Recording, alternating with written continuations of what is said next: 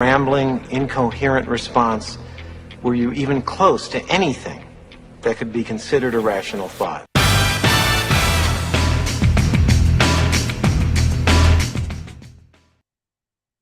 Well, there we are. Okay, welcome to the show today. I'm your host, Doug Crow, and of course, we have lots of rational thoughts. I just think it's a funny clip, so I play it all the time. Our client today, our friend, our guest, is he's started, he's sold, he's grown prior companies while taking the value from zero to over $1 billion. That's right, over $1 billion.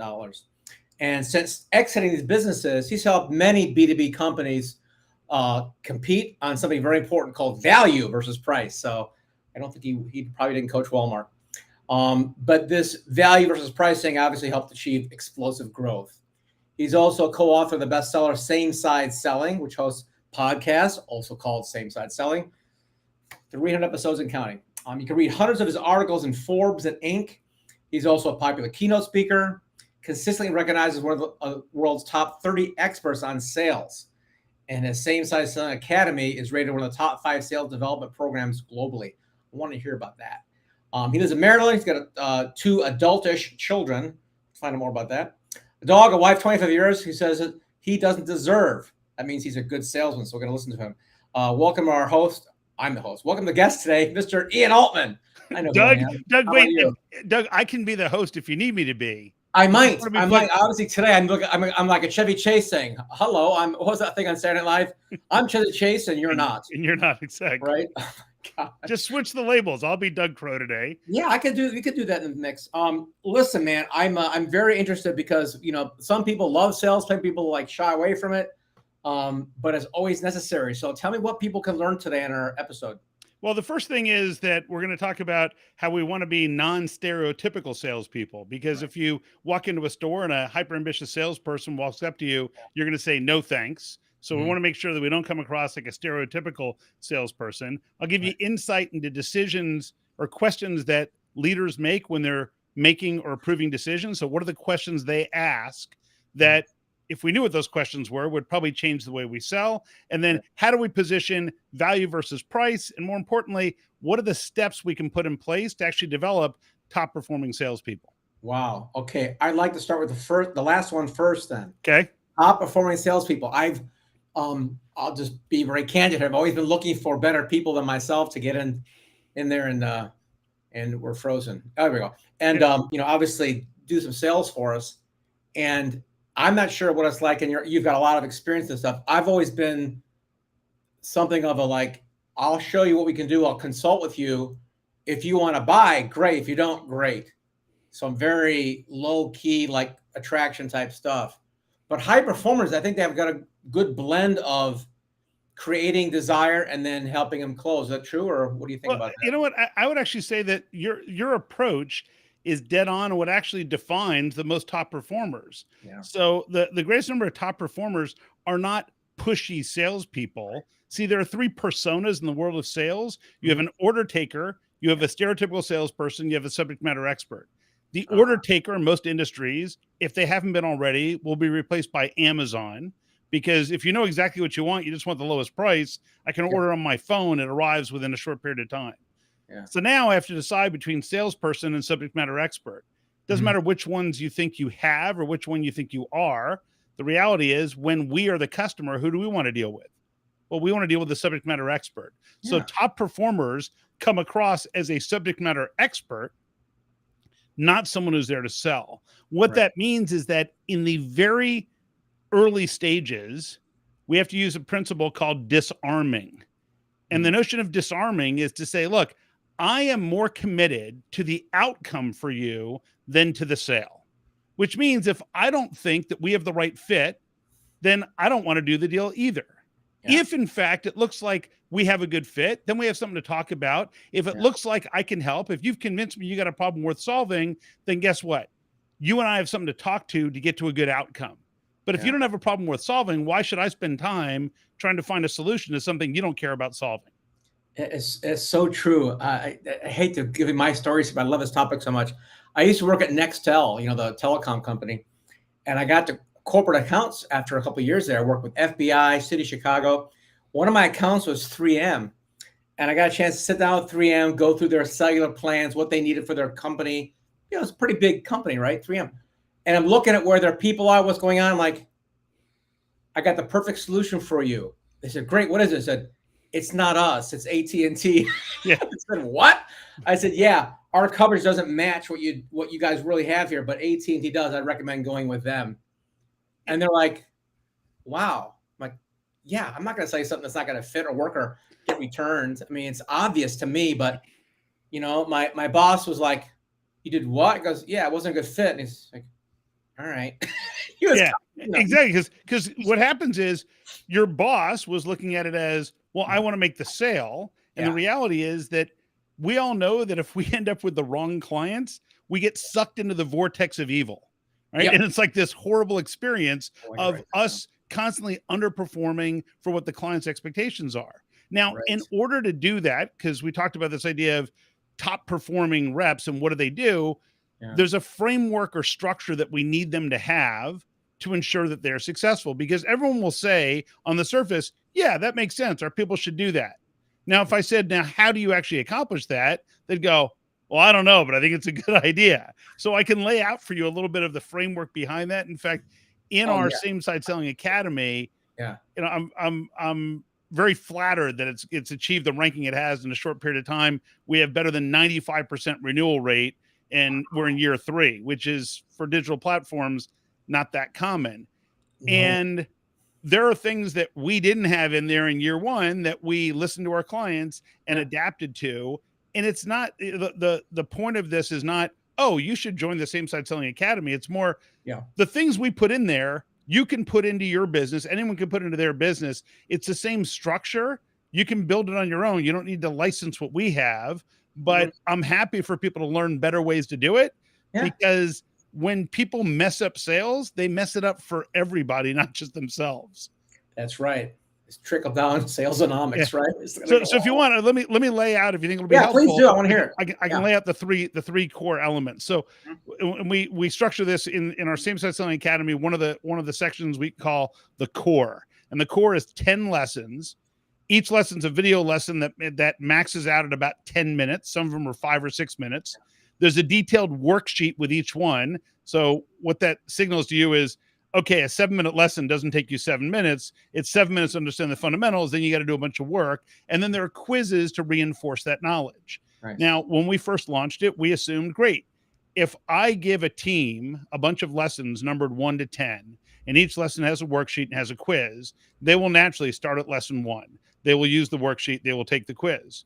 You will be overestimating your audience because people don't do that. So we had to spell it out for people and say, here's lesson 1. Hey, did you do the worksheet? I noticed you haven't. Okay. Hey, have you taken the quiz? Okay. Well, you got 2 out of 5 questions right. Not exactly a passing score. Why don't you give that another shot? And then we have a dashboard that monitors all this for the leaders.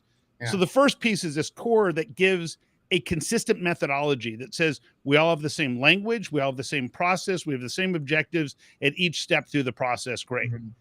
The second thing that top performers need is a playbook of dealing with common objections. We call it our objection clinic, but the idea of the objection clinic is, what are the things that come up all the time that you wing it each time, even though it comes up all the time. I talk to people like, oh, this just happened with this client. And I'll time and money. Yeah. It's like, well, by the way, it's time and money, but it's also things like, well, they seem really interested and then they went silent, or they like our stuff, but they said the other guys are 10% less, or, hey, this is fine, but we need you to talk to procurement, or, well, I'm the procurement person and no, you can't talk to these other people. All those things come up over and over again. Yeah. And every organization you talk to says, well, I mean, we don't really have a documented process for that. Why not? If it happens all the time, you probably have some people on your team who do an amazing job and some people who don't. What if we could memorialize the process that's working, demonstrate that, create a playbook on how to deal with those situations? So you say, oh, you already have an existing vendor? I've got 2 different approaches that I use for that. Here's method A, here's method B. I see which one works best for me. Fantastic. And so that playbook gives you a way to deal with those common challenges. I will tell you, by the way, a spoiler alert for your audience. When the client says to you, hey, we love you guys, but the other guys are 10% more. Yeah. If they actually love the other guys also, they wouldn't be calling you. They would have just taken the deal for 10% less. That's right. They're telling you at that point that they prefer you, but they want to pay the cheaper price. Now your job is to sell and help them understand why that additional value is worth it. Sure. The last thing that many people overlook is this idea of regular recurring coaching. In our world, we have something in the academy. Every month we do something called the Coach's Corner. It's live coaching with me. It's one of my favorite things I do every month. Yeah. We do a live session. Everything gets recorded and transcribed, edited down to little segments. So in an hour-long segment, we might have 15 individual topics that you can full text search them. They're categorized and all that. But the idea is that if we don't give our team a way to practice, then they hear these concepts, but they're never going to use them in the heat of the moment. And instead, we need to come up with a way that says, how do we make it so it's okay for them to practice, have it not work out? And so people in sales, they say, oh, well, I never practice. Why not? Right. And you've dealt with people in sales. So what are some of the big reasons they give for why they don't practice, why they don't role play? Well, the bigger thing with is, ego. Most of them think I'm good enough. I know how to do things. That's one. So ego is one. So I'm already good enough, which I guess is why top athletes don't practice. Oh, they do. Ooh, okay. Wait, top musicians. Oh, okay. We all want to go to a surgeon who never practices, right? No. So that doesn't work. The other big one they tell me is this. They say, well, it's embarrassing. It's awkward. Right. And my answer to that is, okay, so what you're telling me is when you screw up, you want it to count. Like you want to actually lose business when you mess up. I love it. Like, I mean, it's a silly way to look at things. So we have something in the academy we call same side improv. So it uses the principles of improv. The idea is that it's built around the foundation of the top 3 questions that in my research across 10,000 executives, these are the top 3 questions that people ask. So how do we navigate the conversation? You have a salesperson, you have a customer, you have an observer. The person playing the customer picks these, what we call secret cards. So they flip over these cards, and the card could say something like, you're just trying to get free information. You don't trust vendors.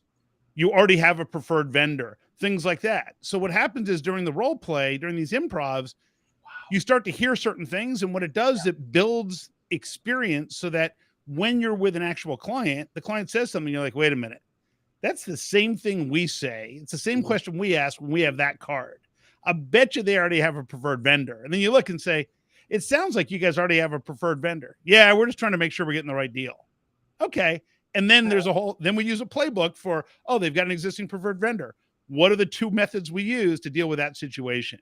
And so the cool part is that it's not rocket science. It requires some discipline. It means people actually have to put in the work. Yeah. But I was just talking to one of our members yesterday, small company, the guys in like manufacturing, they were just moving to a new location. So new territory, new location, hiring a whole new team. I said, how are things going? He says, we're on pace to grow 55 to 65% this year. We just land our largest account and our typical sales cycle is 9 months. As you know, we started in the academy 6 months ago. And so we just landed our largest account ever. And we first had a conversation with them 45 days ago. So, but once again, it's about the discipline. I always say, I don't care which system it is. It doesn't have to be same side selling. It could be any system. Yep. It's having the discipline to follow a process and then make adjustments. That's the key to it. If this is a topic you could address, great. If not, we can move on quickly. But do you have any, what do you find your top talent for sales organizations? If you're a sales manager wanting to find really good people, is it always stealing from competition or brand new or somewhere else? Well, so a lot of it right now, since it's a highly competitive market in terms of recruiting talent, it's less about where do you find them and it's more how do you attract them, right? So it's like, sure, you can go to one of your competitors and try and steal somebody, but you got to think about, so why would they leave where they're currently at to come to us? And if people are leaving solely because of money, the problem is that they'll leave you solely because of money too. So it's kind of like your USP of value versus price, right? It's the same thing. Exactly. Okay. In fact, I work with a number of businesses on what we call same side recruiting. And so how do we attract the right people? So that for starters, you're going to recruit by saying things like, hey, do you have, are you working in a place right now where you feel kind of underappreciated, where you're being micromanaged, where you don't have autonomy to really thrive, where you don't have the right tools to achieve your full potential? Then we'd love to talk to you about whether or not we might be a fit. Here are the types of clients we serve. Here's who's a good fit. Here's who's not. And now someone looks and goes, wait, those things caught my attention, and these attributes do sound like me. Okay, now they're interested and they're pursuing you instead of you pursuing them. My favorite question to ask potential salespeople, Doug, is this: is anytime one of my clients is hiring a salesperson, occasionally they'll ask me, hey, will you interview these people? Sure. And one of the questions I ask them is, tell me about a deal that you thought you should have won, but you lost, and tell me why you lost it. And what I will tell you is, having asked that question to hundreds, not thousands, but hundreds of reps, there are only two categories of answers that you will get. The first one, what's that? Not lack of follow through. No. The first one. The first one is this. The first one is, I mean, yeah, the lack of follow through is going to be part of that, but fundamentally, if you think about it in the broad categories, it's either something happened that was unfair, that was done to me, and I am the victim as the seller. Like, oh, well, they didn't tell me this, or they were already working with somebody else, or in other words, there's some external force, which is why they lost the deal. The second category is the people who will say to me, well, this happened, which means I didn't do this, or I didn't do this, or I didn't do that. Hire the second person, don't hire the first one. The first one, they'll give you a really plausible, legit good story. It will not be their last good story. It'll be with you. They will have many other good stories as to why things didn't work. Man, it goes to leadership and accountability. It's hone up for your, because my first reaction is, I didn't do, I was thinking of, you're saying this, thinking of one a couple of years ago. I really liked the guy. He didn't do a book with me. I'm like, why didn't he? I'm like, well, because you didn't follow up, idiot. You know, I got busy. Yeah, it's interesting. I had someone who I'd done work with in the past. These guys, when they started working with me, they were like 17 million. This guy was the VP of sales at that organization. We helped him grow over 3 years from 15 to 75 million. Wow. He went on to another company. He reached out to me and said, hey, can you help my team? And of course, his team had a gazillion different questions. And I'm trying to think of the right way to say this without it sounding arrogant. You can say whatever you want in the show. You can swear. You can. It's just more. I'm busy enough that, like, I don't jump through a lot of hoops. And so I was like, okay, look, I'll give you guys a quick response on this, but I'm sure other people are going to create this huge document.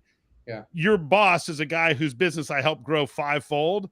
Like, I don't really have time to go through I didn't say it that way, but it was like, here's what I have. It's not the greatest thing. So I sent it off to them. It's one of the few times I'll send a proposal because it was like a prior client. All right, here's this proposal. Never heard back. So he gets back to me like 6 months later and says, oh, I'm sorry, nothing ever happened with this. And I feel really badly. And I said, Frank, it's not you. I said, I felt badly because I couldn't actually give you guys the proper attention because I was too busy. And I didn't want someone else on my team to write up a document for you because we had worked together in the past. And my thought was, because at one point they said, well, are there any references that we can contact? And I said, go down and talk to Frank. Go talk to your boss, because that's why I'm here. And it's like, and it sounds really arrogant to respond that way. But I'm like, what I said to him was, I said, if there's somebody you would trust more than Frank, let me know who they are and I'll see if they're happy to talk to you. No, it's not arrogant, Ian. I have a clear definition of arrogance. It's this. Arrogance is you telling somebody how great you are, and confidence is having someone else telling somebody how great you are. So it's you did it right. Hey, talk to Frank. You're not saying I'm the best in the world. It's saying, Frank, 15 million to 75. What do you think? You want that? Well, it's like, what we had on the Same Side Selling podcast about a month ago. We had a client of mine who's in the construction industry, and he's telling their story about how they were $100 million 3 years in a row. And then they started implementing these principles of Same Side Selling. And he was on to share the story of how now this past year, they just finished at about 600 million. And so what period of time to go from 100 to 6? 5 years. Jeez, that's brilliant. But still, it's still 5 years. And guess what? It required discipline. They're a great quality team in terms of execution. So they took these concepts. Guess what? They were a talented team before. They just didn't really have a playbook. They didn't have a structure. They didn't have a process. Now they do. And because they're a successful team, what do? They focused on the biggest thing that I had to push them into was, look, here are the clients for whom you have the greatest impact. There's also a subset of clients that you have that aren't your ideal clients who you're still doing business with. You need to walk away from those and focus on the ones you serve best. And by the way, it was a scary thing for them to do because they're like, okay, we're between 100 and 120. You're telling us to walk away from 10 to $15 million a year in business, and somehow it's going to work out. I'm like, it will. You just like, you know, it's kind of like the force, right? Just, you know, you got to trust the force. And it's like, yeah, I don't know. But my business coach was listening in on one of my calls a couple years ago, and he said these exact close words. You know what, Doug? You were talking to this one guy. You were excited. He was excited. You seemed like you really got along well. We're like, this second call I listened to, he sounded kind of bored or like you didn't care or whatnot. And what's the difference between these two customers or two prospects? I said the first guy wanted to like change the world, do things great with his book. I really liked it. The second guy was all about himself and his ego. He's a celebrity on TV. I just didn't care. And he said, why'd you bother talking to him? I said, well, I'm in business to do books. I need the money. He goes, did you get the deal? I said, no. Exactly. He said, well, I want you to stop talking to people you don't want to work with. Yeah. I said, well, geez, that's like 40% of my clients, you know? Yeah. He says, stop talking to people that aren't going to make the world a better place, right? Yeah. Ego-based books, but people got to make change, leadership books, whatever, and focus on that. I started doing that. My call volume dropped 30, 40%. Business went up 300%. Yeah, exactly. So that's the same thing here. And in the construction side, these guys would go out. Everyone in construction assumes it's all about price.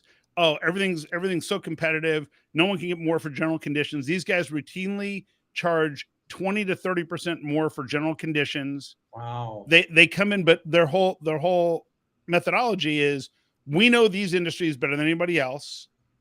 We track the history of change orders. And other than when the client introduced a change order, like, hey, we decided we want to add this other thing, right? Their change order rate is less than 1%.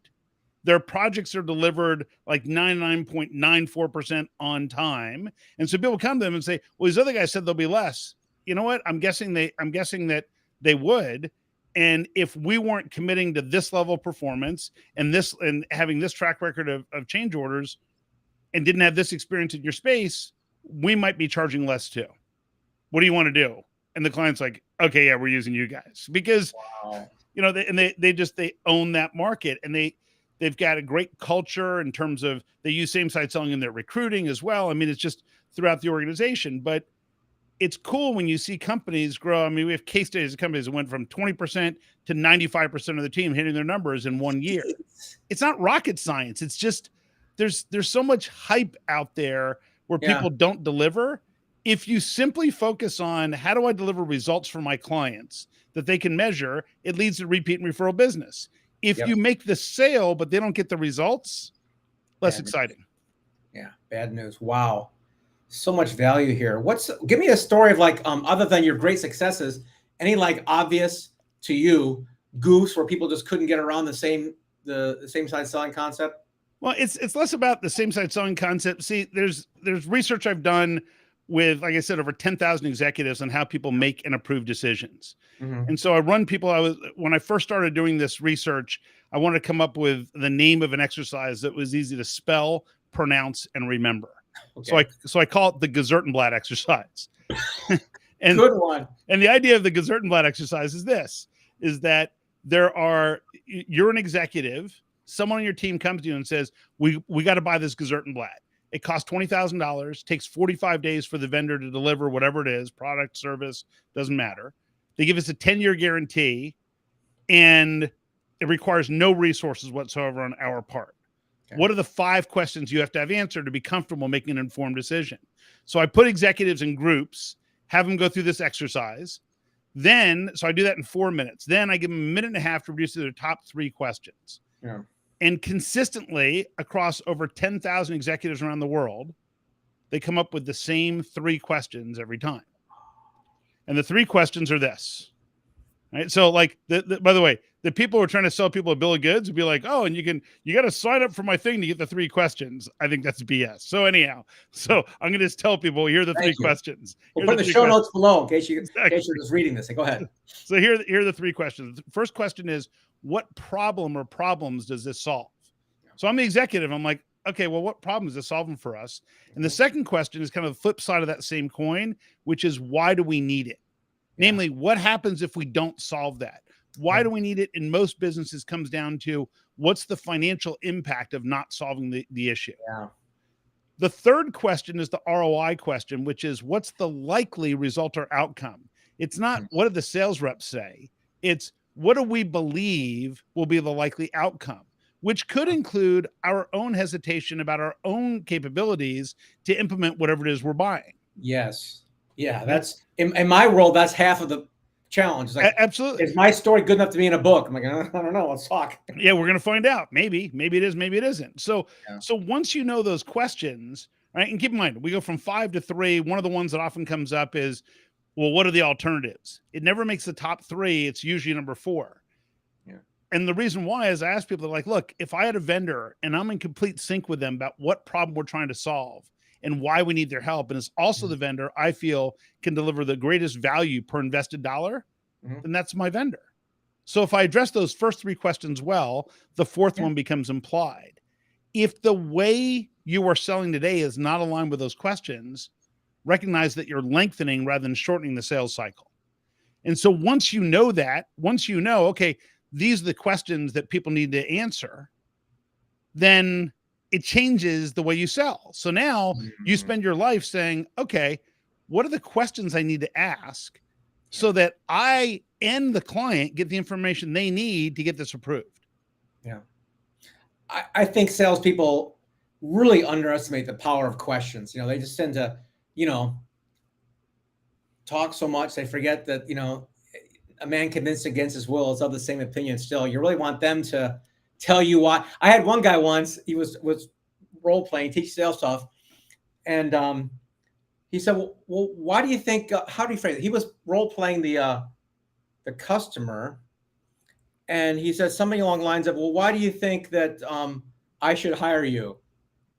So he wanted me to ask the customer, basically, you tell me why you should work with me.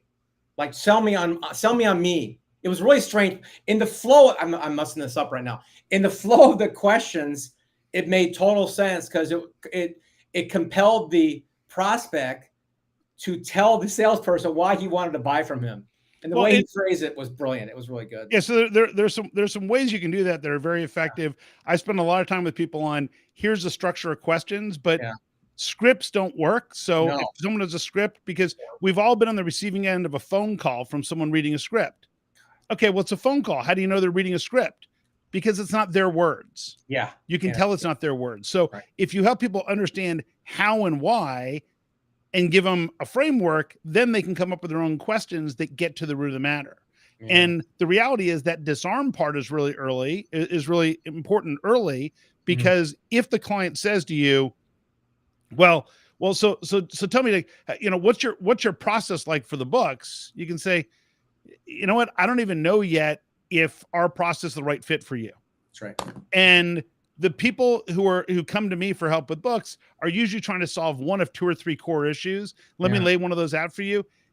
I'll lay those 3 out. If one of them piques your interest, we got something to talk about. If not, we're probably gonna have a really short conversation. You ready? Let me go through them. And then it's like, here's the first one, here's the second one, here's the third one. Yeah. Does one of those pique your interest? Yeah, the second one. Really? Why that one? And now what are they telling you? They're telling you what problem they're trying to solve. Oh, well, what happens if you don't solve that? Oh, well, now you've gotten to, why do they need it? Okay, well, if we were wildly successful, what would we measure a year from now to know this was successful? And now we got to the results or outcomes. So it's something that in same side selling, we refer to these as the same side quadrants. The idea is you take a blank sheet of paper, draw a vertical line down the center, horizontal line across, creating 4 quadrants. Okay. The upper left, we take notes about the issue, namely, what has it inspired you to meet with us today? What caught your attention? Yeah. In the upper right quadrant, we take notes about the impact and importance, namely, what happens if you don't solve this? How important is this compared to other things? The lower left quadrant, we take notes about the results, which is, just because you pay me money doesn't mean we're successful. What are we going to measure together, which demonstrates that you care more about the outcome than the sale? And the lower right quadrant is a special one, which is others impacted, because we've all had deals that we thought were a done deal and someone's name came up the 11th hour. We didn't know who they were. That's how we make sure we don't miss people like that. But that structure in meetings makes it so that you're now focused on the things that move the needle for the client, and you get to the truth like that, which means for a lot of my clients, they thin out their pipeline early on. But then instead of having a pipeline that's 5 times what they need to hit, they have a pipeline that's 1.5 times, but it's actually factual instead of all hype. Well, I got to cut you a check now. I just revised my sales process. Probably saved me half an hour of yapping on the phone. Where does money come into that quadrant? So here's the interesting thing. If I understand what the impact is of them not solving the problem, if I understand what we're going to measure together for success, then I have a pretty good idea of what the value is, which is the delta between the impact and the results. Right. So now someone says, well, I mean, right now, by not having a book, Doug, it's costing me X dollars, and, you know, I don't get this visibility, and, you know, and so it's costing me, I'm probably losing $5,000 per speaking gig because of that. Well, how many gigs do you do a year? Well, I do 30 events a year. Okay, so that's how much? And let them say, well, it's $150,000. Okay, and if we're successful, what would you see? Well, I'd probably end up doing 50 events a year, and I'd probably and $10,000 more. Well, that's like $500,000. You think that's realistic? Well, I don't know. Maybe it's half that. Okay, so it's $250,000. So you feel like you're giving up $150,000, so it's like $400,000. Okay. Well, in order to accomplish what you're talking about, you're probably going to invest about $25,000. Your call. Should we not continue? But it's now in the context of what the delta is to them. And if you don't know that, it may be totally worthless. Right. So Dude, there's you do individual training for people too?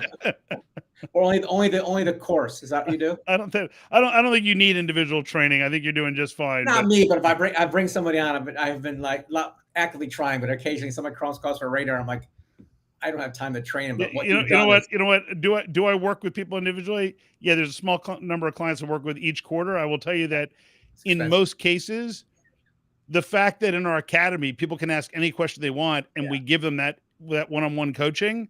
Okay. Like what I tell people is, I'm like, okay, you can pay $1,000 a year for the academy, or you can pay $25,000 a quarter. Like, why don't you start here? And if that works, great. And if you need the other, you can always avail yourself of that. But start with something that might give you everything you need. Yeah. It's like, this client that grew between 55 and 65% this year, landed their largest account. He's been in the academy for 6 months. Yeah. He invested in a cohort initially, and as part of the academy, he's invested a whopping $5,000, and he's seeing 7 figures in return. So for him, he's like, yeah, I thought he said, I was talking to him yesterday. He said, yeah, I think it's funny that I was concerned about the $5,000 at the time. I said, you know what? It's not silly. I said, how many things did you invest in that didn't actually do anything? So that's the challenge, is there's a bunch of stuff that either they're not committed to doing stuff, or you weren't in the right headspace to do the work that was necessary. It could have been a great program. But in this case, you had something that was effective, and you were in the right headspace. You could get it done. Headspace, fantastic. You got great results. But it could be them, could be us. I mean, you never quite know what's causing that, and so that's okay. I mean, one of the things that I often point to is this, Doug. Salespeople coming out of a meeting, and it usually sounds like this. I mean, we've all heard it. You can probably fill in the blanks. Oh, Doug, I got to tell you, I just had the best meeting. It was incredible. The two of us, we were scheduled to speak for only 20 minutes, but the meeting lasted for how long? Yeah. An hour. Oh my God. Amazing meeting. Incredible. Yeah. And the two of us, we got together, man, we just clicked. We connected. And the meeting went so well. We've already set up a time next week to meet again.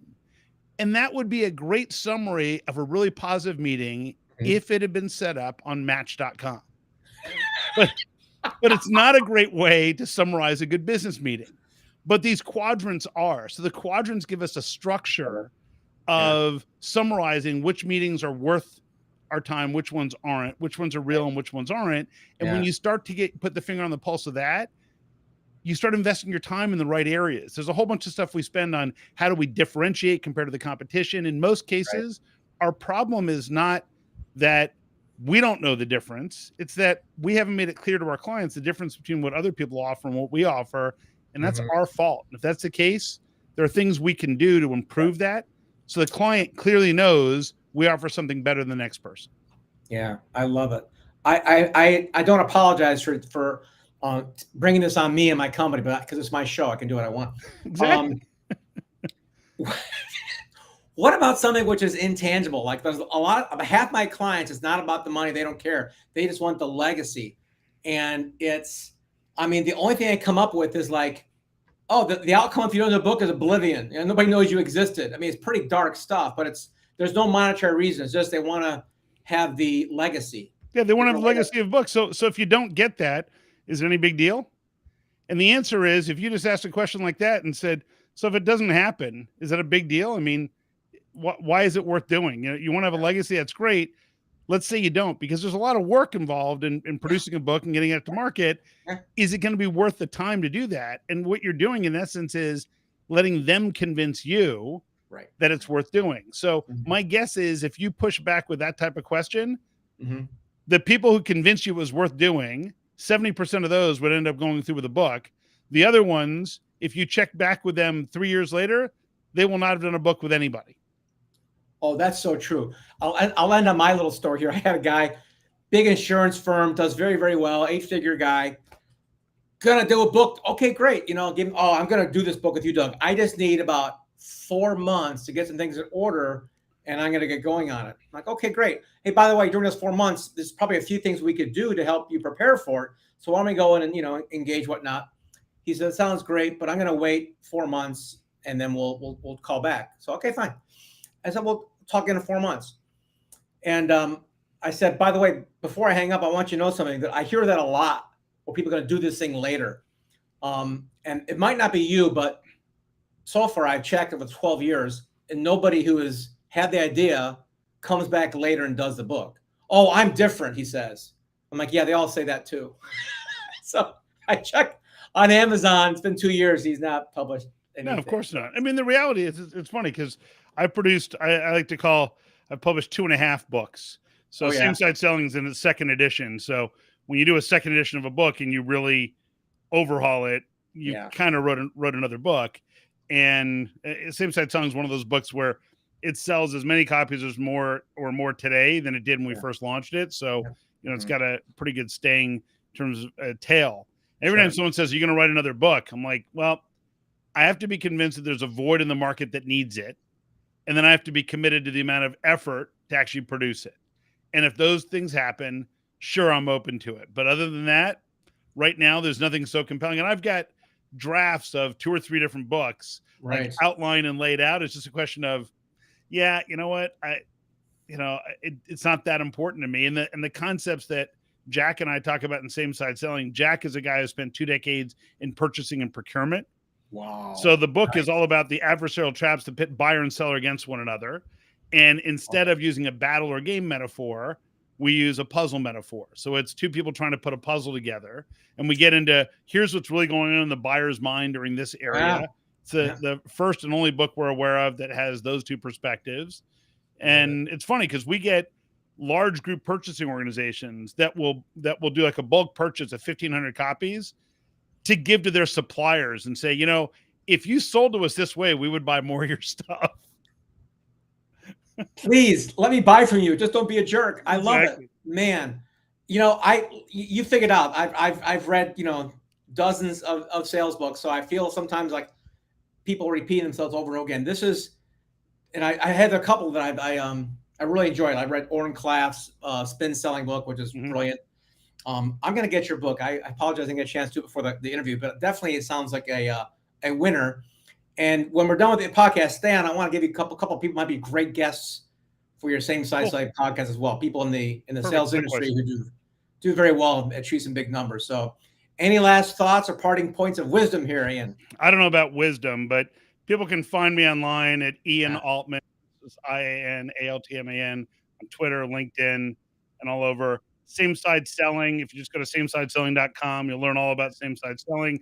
And in fact, we'll set up a page that'll be samesideselling.com/Doug Crow. So your name all spelled out.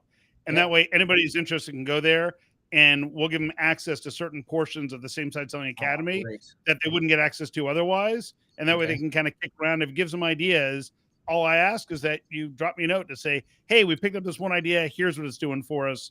That's great. That's wonderful, man. I really appreciate that. That link is in the show notes below here, folks. So check it out. Ian, I'd love to have you back again in a few months, talk more about this stuff. This is a great topic. You're a wonderful guest, obviously, because you're also a host. You know how to chit chat. So let's do that again sometime, shall we? Happy to. Thanks, Doug. Great. Thanks so much. We'll see you again soon. That concludes our show today. Ian Altman, brilliant guy. Get his book, Same Side Selling. It sounds like a winner. I'm going to get my own copy. So this is our show today. Don't forget to click below for show notes and get some free goodies by subscribing. This is your host, Doug Crow. Have a good one.